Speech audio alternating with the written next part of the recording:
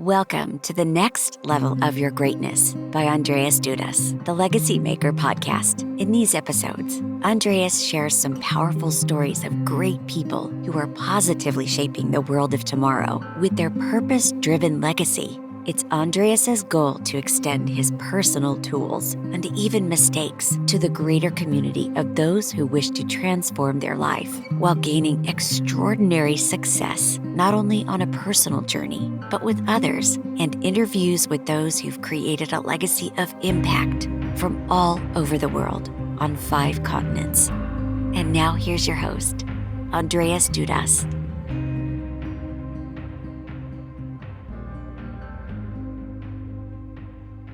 Hello, everybody, and welcome back to my Legacy podcast. Today, I have the pleasure, the privilege, the honor to welcome one of my, I would say, the best friend I have in the world. It's Sri. We've known each other for quite a few time, I guess. We've been going through highs and ups and downs for sure in life. And Sri, I invited you to this podcast because I'm sure and highly convinced that you have to share so many things with all the people out there who are interested in living up to their dreams, who are interested in leaving a legacy and discovering their purpose. So the first question to you, Sri, is can you tell us a little bit about your background? I mean, you are living or located in India somewhere. You can also describe your location a little bit, but you know the European and especially the Swiss culture very well. So we are all interested in your background. Tell us a little bit about you, Sri. Thank you very much, Andreas, for such a kind introduction.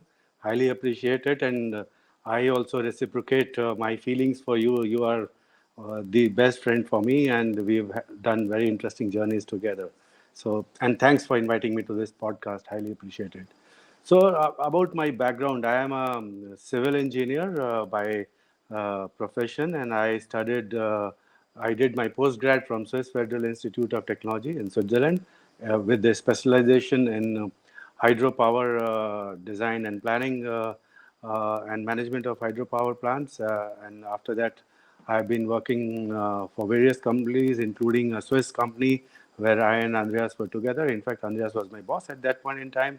And then in 2010, I moved from active job to my different life. We will discuss that in a little bit detail as we go forward. I live in Dehradun. It's a small valley north of India, and have a family with 2 children and a wife. Children have grown up. So that's in brief me. Okay, thank you very much, Sri, for this great introduction. And another question I have, when you moved into, let's call it entrepreneurship in 2010, I mean, you've always been a sort of an entrepreneur, also during your active or your time as an employee, let's put it that way. But in 2010, you made up your mind to become self-employed, or let's put it another way, a real entrepreneur on your own. Have you ever regretted this step? I mean, so many people talk about security. Yeah, it's great to be employed with a renowned company, and then you are on your own. Can you tell us a little bit about the pros and cons, or what you have experienced over the last 12, 13 years? So, I mean, before I decided to leave this active job, something very strange happened because our company was acquired 2 years back by a Swedish company, and I was elevated to a top management role in Sweden. And just 1 month before leaving, actually, in my mind, it was clear I want to leave. I got a letter from our CEO from Sweden saying that I have been selected as one of the 3 guys to lead the company in future, and there'll be 1 year orientation with the Stockholm School of Economics and all. So, why it is important to give this background, that with such a high happening in the life, in the career, I still decided to quit actually, and never regretted actually. This opened, of course, the journey was not a smooth journey.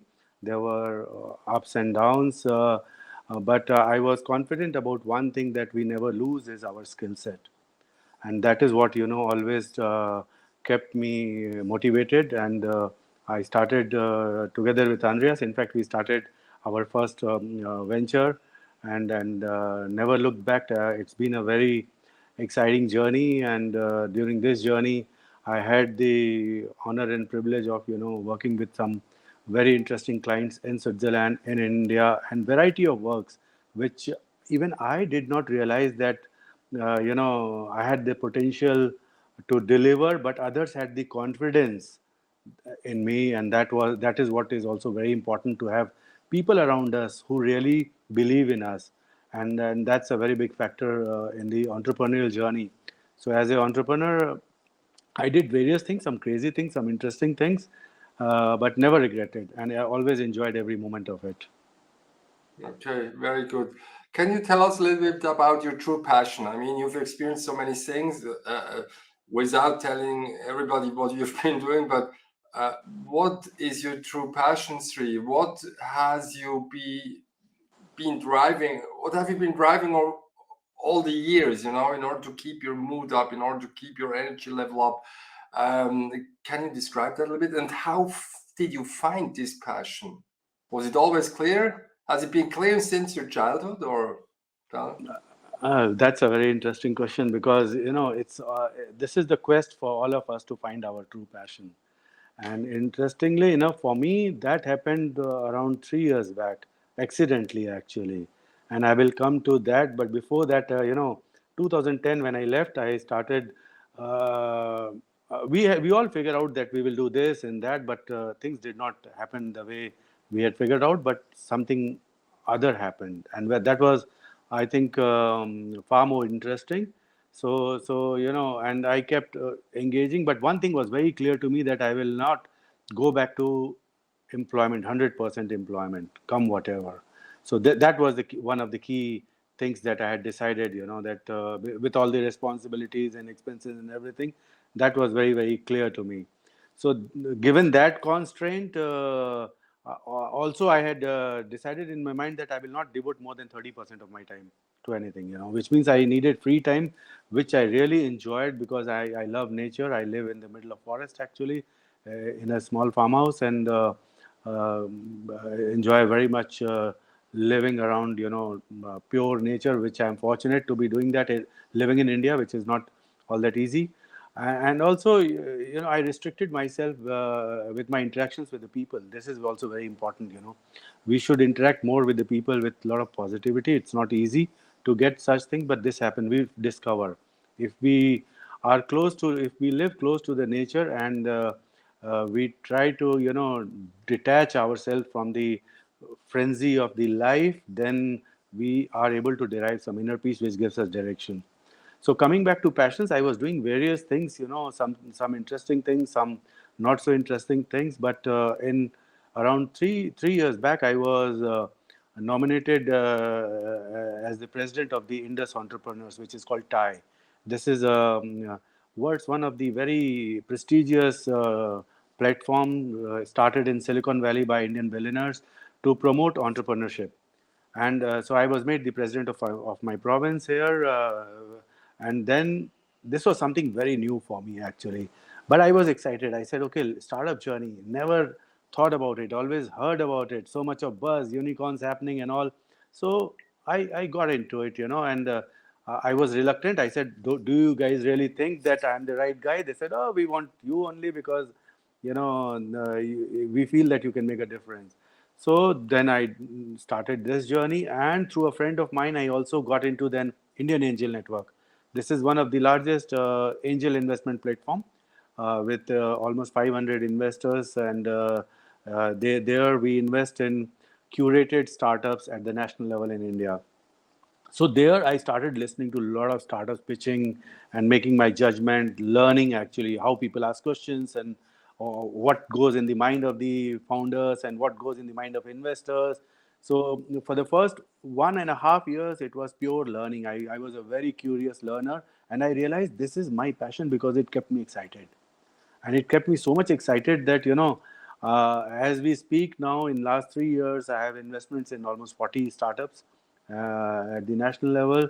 I mean, it's a startup journey is risky journey, but I mean, for me, it's very exciting. I really love it, and now as we speak, I'm also connected to the startups not only in India but in Switzerland. And now I'm connected to the Israeli, getting connected to the Israeli ecosystem, and would love. My passion is now to bring the knowledge, exchange of the knowledge between the different ecosystems, and to because this could be enriching for each ecosystem. Like because we have a very large market, whereas and also the thinking is very different. The challenges, problems they are solving is very different. So that more or less, could help me find my passion. And so far, I'm loving it. You never know how it goes in the coming years, but I would say I'm lucky to have found my passion. Great, absolutely great. So this means that also cheers you up every day and make sure that you get up in the morning and you're cheerful and thankful and grateful for everything you get in your life. I think that's very important in order to continue your journey and also to leave your legacy to humanity, with all your love you put into your work. So let's talk little bit about one of the first major topic I would like to discuss today. I mean, there are two topics. One topic is the startup area, where I would like to, draw a little bit more from your experience. And then the other area would be to give some hints and also to tell about your lessons learned on the journey some companies undertake when they expand from Europe, Switzerland, for example, to India. So let's focus first of all on the startup area. The startup. There's so many people out there, and that's who would like, first of all, to discover the purpose. So they discover their purpose, the passion, everything they would like to do. And they have a great business idea, maybe. And then it comes to execution, to implementation. And so many people, they struggle. They are not able, they're not willing to cope with this journey and this step. They're not willing to move out of the comfort zone, maybe because they are scared or they have some doubts or they're driven by wrong belief systems. So when it comes to building up a startup to start this journey, can you tell us a little bit about the lessons you learned, in order to make this move from your comfort zone in a completely new field, in a new dimension of your life stream? So, the key aspects in a startup journey, I mean, startup starts with an idea actually, and then one has to really figure out how scalable is the idea, how disruptive is the idea. These are the key elements, and also uh, who are the other people across the all over the world working on that idea, and that is a challenging part. It's not easy to know how many other people are working on the similar idea actually, so what I mean, now that I'm involved in so many startups, I've done myself startups, I've succeeded, failed, done the journey. So the most important thing for somebody who is aspiring to set up a startup or who is running a startup is where, try to reach, understand, have a very good understanding first of all on the scalability of the idea. Actually, there are different types of startups. Some could be in biotech where they do drug discovery. I have also investments in such startups. There it's a long shot game actually. It takes a while for the drug to be validated. There are different types of hurdles that they have to cross, tests and other things. So that's a very unique journey. But coming to the let's call it, most of these startups, they are into a journey where they create a product rather quickly, or they are into SaaS, the software services sector. And there it becomes, they have to think of the product market fit also, that if the product that they are creating, in the end it is the market which is the biggest test, if they have really achieved the product market fit.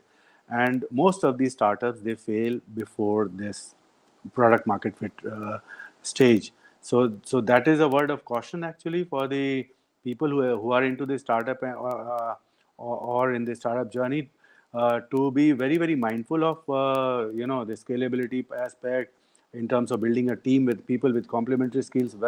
You have to be very mindful of also the cost side.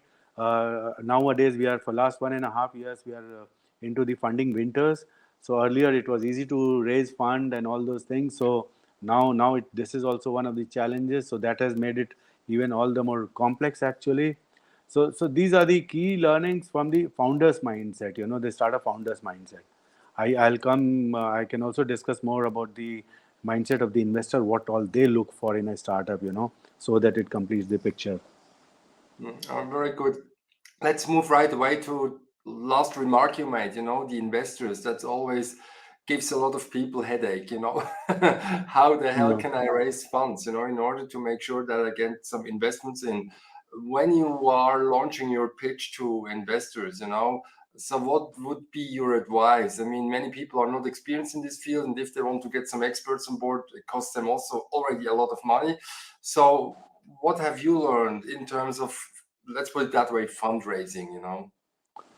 So fundraising is a very challenging part in a startup journey, because this is proof of the pudding actually. That somebody is willing to bet their money on your idea.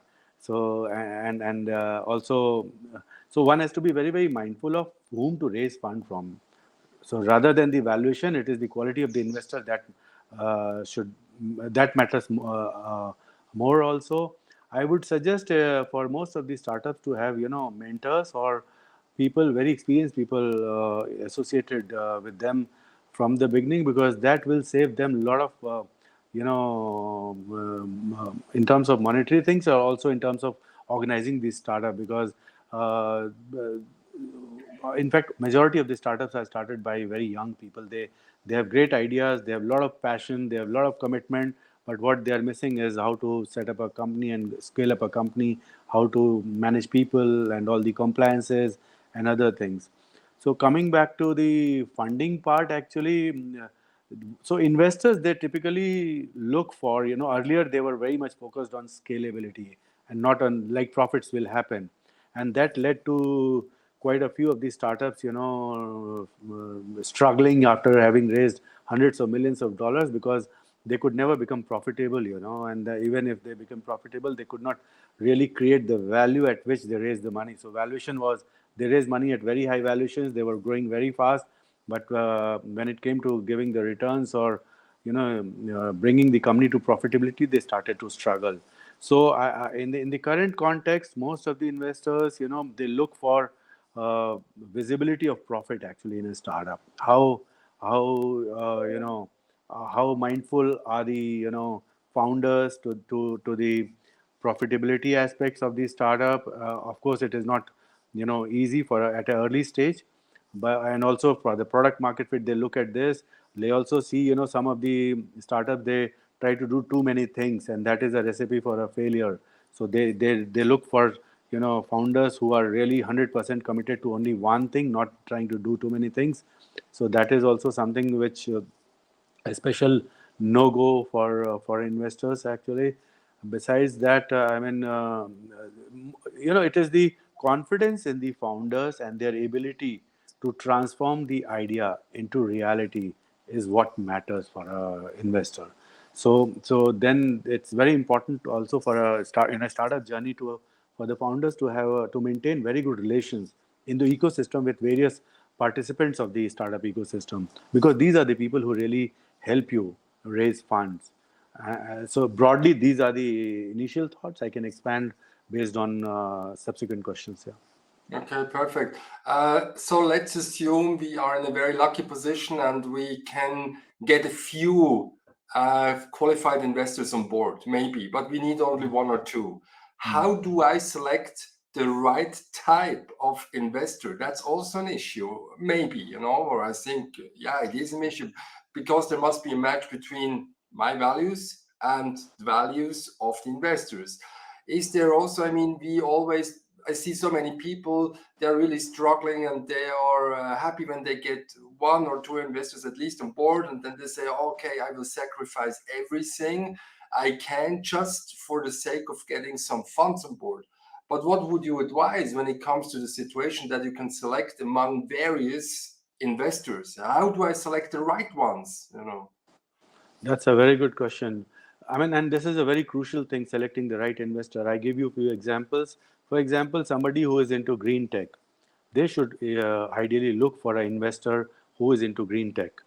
Or if somebody is in biotech, they should look for, there are funds which are dedicated to sectors. There are funds dedicated to biotech or green tech or deep tech or SaaS. What happens? Imagine if you in a biotech, if somebody goes to an investor who does not understand biotech industry, where it takes 5 to 10 years, for drug development and all, they will start to lose out on patients, and they would not agree. They will have a very strange questions, or they would like to change the speed of development of the company, which could be detrimental.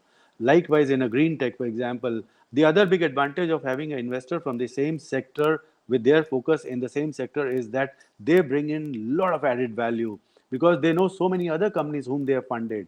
So they also help the company get good clients, good service providers, good subcontractors. So because these guys have already funded so many other startups in the same sector, so that's a huge value add actually, and they understand the dynamics of the sector, which also helps them guide in steering the company. So one should really look for funds or investors who have not only interest but understanding of the sector, deep understanding of the sector. Okay, very good, Sri. Thanks very much.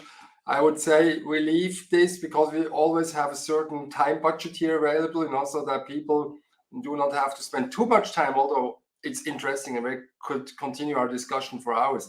Let's dive into the next part of our discussion. Maybe we will return back to the startup issue.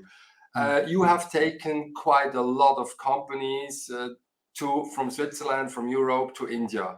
India is the largest democracy in the world. It's one of the most important markets from my point of view. But you are the real expert. I've spent many, many years in this wonderful country. Now it became my second home country next to Switzerland for sure, but based from your point of view, first question, the Indian culture, to me at least, is very complex. It's highly complex. I mean, we have let's put it that way, soon 1.5 billion people living there. We have so many different subcultures in this major culture. What are the biggest, first of all, the biggest opportunities for companies who consider to move to a new emerging market like India? So you rightly said, Andreas, India is a very complex country. It's a very country with huge diversity, and that is our I would say big attraction also. So from north to south, east to west, we have almost 400 languages, and we have so many scripts, and the food changes, the language changes, everything changes. But I would say, this is the biggest attraction also to the country, in terms of cultural diversity. But when it comes to business, I mean, India with 1.4 billion, people living in this country, this is one of the youngest countries in the world right now. So, quite a huge percentage of our population is under 25 years of age. So that offers a very large pool of well-educated youth coming into the mainstream every year, and that is needed for any company which aspires to grow. And our per capita income is pretty low compared to other developed countries, so which gives and it's a fast growing economy, currently one of the fastest growing, with a growth rate of around 7% every year. So and largest democracy on this planet. So it's a stable democracy. So these are the key factors for any company expanding. And we have a huge although infrastructure is improving every year, but still there is a lot to do. So that provides opportunity. The health sector, I mean, in every sector there's so much to do, because we have 1.4 billion people to be addressed in a country which is 5,000 kilometers north to south, and also a few thousand kilometers from east to west. So imagine this is the kind of a broad opportunity that it provides. Besides being a very interesting market, also for the last few years, quite a few large companies are moving their global development centers to India, because they realize that in Europe, in US, not many people are graduating and becoming eligible to be absorbed in the kind of industries where they would like to absorb them to grow their company. So what are the options? They have to move to countries where they have the people who can really help them scale the company and address the kind of business growth they are having. So just to give you some figures, in the next 3 years, we will have in India something like 500,000 new jobs created in global design centers alone for various companies coming to India. So this is the kind of opportunity. I mean, any innovation, any good company which develops in various parts of the world, it needs a market to really serve their technological development. And India uh, is, I would say, is at the forefront of such a market. Okay, very good. So another question three, what would be the single most important or crucial success factor for a company who is considering to move to India? What do you think from your point of view? So, just to understand, you want to know what would be the most successful The most factor? Because crucial success factor, is it that I bring a local manager on board? Is it that I have established a good network with lawyers or other experts in the market? Or is it that I have to find the right partners? What is what is the key success factor in order to become successful in the Indian market for a okay, foreign company? so quite a few companies fail because they underestimate the challenge and overestimate their understanding of the market. So these are the two things actually. So how to fill this gap? It is very important to have somebody who understands the Indian market as well as the Western values, and that is where I could make a difference because having studied in Switzerland and worked in Europe and with a very good understanding of the Western market as well as Indian market. I also lived in China, Indonesia, so that really helped me make the companies understand the challenges.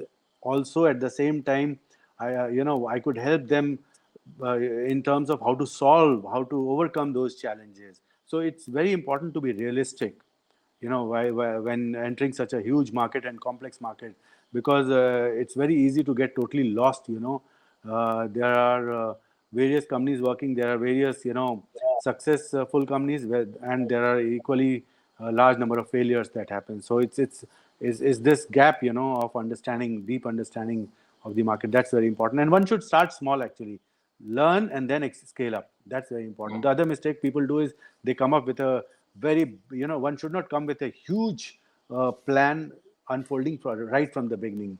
I would not recommend such a thing. I mean, the only advice I can give, because I know you and I trust you 100%, no, 200% is to get three on board, in order to make sure that, and I like your statement very much, to merge the Indian market knowledge, let's put it that way, or the market, the culture, the Indian culture with Swiss values. I put now Swiss instead of Western, because also Switzerland very well, and I think that's exactly what matters in this market.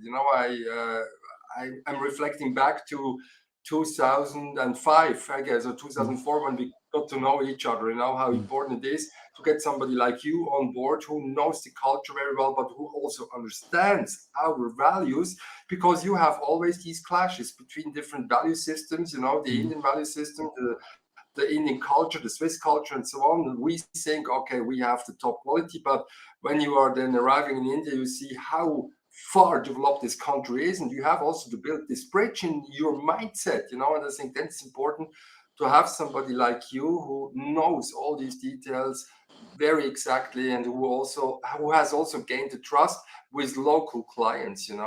Even if I have worked 10 years there, I would never have managed to build up this trust. I'm not Indian. That's the big difference. So thanks very much for this statement, Sri.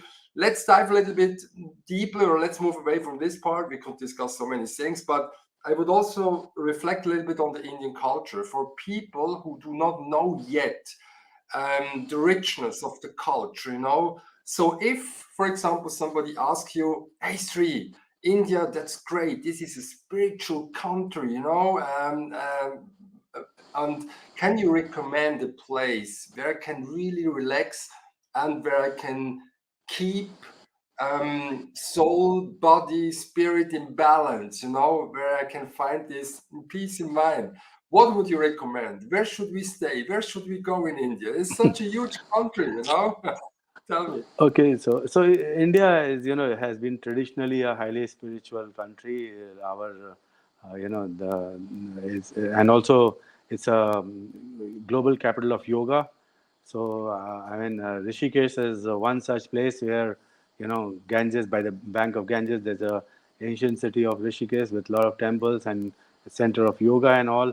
And for having a holistic experience in a very nice environment, I would highly recommend Ananda. That's one of the resorts, on a hilltop near Rishikesh. There, one can experience, get kind of a Ayurvedic experience, spend few days there, and also get to learn a lot about the Indian culture, about our spiritual, connect, and how people really balance life, modern life, together with our faith in, thousands of gods and deep belief, and with our rituals and everything. So that could be, I would highly recommend. There are many places, but this is one of my favorites because I also love to do this walk along the river Ganges. Andreas, I and you have done this together. Also, you've been to this place, so I would highly recommend such a place.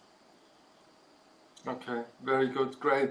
Uh, you mentioned spirituality. I remember very well when we opened up our new office in 2008 or 9 in Delhi, for this company Mm. you mentioned, where when we were still employed, and then the company was sold to a huge Swedish company. Spirituality in business, more and more people here in the Western world recognize that there is more than the traditional business mindset. There is also the spiritual side. Spirituality to me means to get connected, reconnected, or connected again with your soul. And I think that's so important also in order to be successful in business and in order to become fulfilled in life, in order to lead a fulfilled life of significance, not just a successful life. And in India, I realized that, when we opened this office, there was this statue of Ganesha, in front of the door, and that all the people ask me all the time, "What the hell is this?" People who do not know India very well. So, how is it in India? Is it still so? I mean, is spirituality really deeply anchored into the business culture? And how important is this to the people, to the entrepreneurs in this country, really? So it's a mixed thing right now. I mean, traditionally it used to be embedded, actually, deeply embedded, but now it's a mixed thing because India is also fast becoming Western. Getting towards the Western culture. With the advent of all the media, TV, and Netflix and everything. There's aspiration. So people are moving to the Western life and moving away from their spirituality. But I can clearly see, I mean, not only in the Indian ecosystem, but also in the Western ecosystem, especially American, quite a few very successful business people were and are highly spiritual. I mean, I can start with Steve Jobs, or, and there are so many others, even currently, who really have a very deep spiritual connect, actually. But coming back to India, I mean, what is spirituality? It is knowing, I mean, it's important to first know ourselves. I mean, we try to, know about the entire world, but we do not spend enough time in knowing ourselves. And by knowing ourselves, it's about knowing our strengths and weaknesses. So if we know our strengths and weaknesses, then we can align our life, in a much better way. Because then when we discuss with somebody, of whether it is about business or about relationship, we will, always try to be very, very open about our strengths and weaknesses, and that brings authenticity. And that helps. Business is done with people with whom you can spend time outside office also. It's about trust. It's really about trust, and that's what I have seen, in my business journey or in my personal life. People with whom I did business, or I continue to do business, we are very good. We eventually became good friends, and it's a lasting relation, actually. life becomes very easy. And for that, also if you have a deep quest for inner connect, it also brings a lot of inner peace. Like I already discussed earlier, you are more grounded. Like we all become very much grounded because we realize that we are not perfect. Nobody is perfect in this world, and this humility is very, very important. So Mm. that these are the actually some of the aspects of spirituality, but we all have different ways of anchoring ourselves to that, and there are no set rules actually, I would say. So one should feel free, and the quest should be inner peace. That's it. Whether you get it through meditation, or you get it through playing music or singing or dancing or whatever. I mean, meditation is doing only one thing at a time. It could be anything, not putting your mind to only one thing. It could be to silence, to nothingness, but to one of your passions also. That's also, and that brings, then you will never get tired. Actually, you feel energized after even working for hours or doing something for hours. So in Mm. nutshell, I hope I could cover the Yes, the great. key essence. Yeah, yeah. Oh, thanks very much, Sri. We almost reached the end of our interview now, so I'm just checking time. The last question I have for you today is what is your personal vision for yourself, for the world? I mean, the vision is always provides sort of value to others. And I know that you are also involved in social activities and so on, but what is your personal vision and what would you like to give as a, let's keep it that way, not lesson learned, but as a true wisdom hint or tip for people who are now facing all these challenges in the world out there? So in last years, I realized that people, they trust me. A lot of people, they come to me for various kinds of advice, support, and that gives me a lot of pleasure. And for me, the vision is I would like to spread goodwill and happiness to as many people as I can. This is what I do through startups, through various other means also, because I feel that in the end, humanity can prosper by holding each other's hand, helping each other. Like I am also helped by so many people. We all it's a give and take. So goodwill, is not getting the things that we do to somebody coming back from them. It comes from all over. So I enjoy spreading happiness, spreading helping people to the best of my ability, and this is what gives me a lot of pleasure, and this keeps me also grounded because I feel that okay, in the end I was also helped by so many people, because of which I could lead a life that I'm leading actually, and I'm very thankful and have a very high level of gratitude to the people who really helped me shape my life, and they are part of the family, friends, and from various walks of life. So more or less, this is what is my vision for the life, for the rest of the life, actually. Okay, thank you very much, Sri, for this very inspiring interview. And we covered quite a lot of issues in a very short period of time. Last but not least, and I would like to mention that we have a very great journey lying ahead of us. And what we are planning right away is this trip to Bhutan into the Kingdom of Happiness in March 2024. We will take a personality with us who is following his purpose, and we also give the opportunity to various people to join us on this trip. And I'm looking forward very much to this trip, Sri. And I thank you very much for your friendship, for your trust and everything. And it's great to have you as my friend in my life. So thanks very much for all your kind words, and wish you all the best and a lot of success. And hopefully everything will be fulfilled, all your wishes. Yeah. Thank you. Thank you, Andreas. Thank you very much. And I also really look forward to our continued journey together, fantastic journey together, and the trip to Bhutan also. Thank you very much. Thank you. Thank you for joining The Next Level of Your Greatness by Andreas Dudas, the Legacy Maker. If you're on a journey to create a legacy of impact, please subscribe so you can join this community with Andreas, who find the important and life-changing value of creating a purpose-driven legacy. For more information, go to andreasdudas.com. Remember, your legacy may just begin here.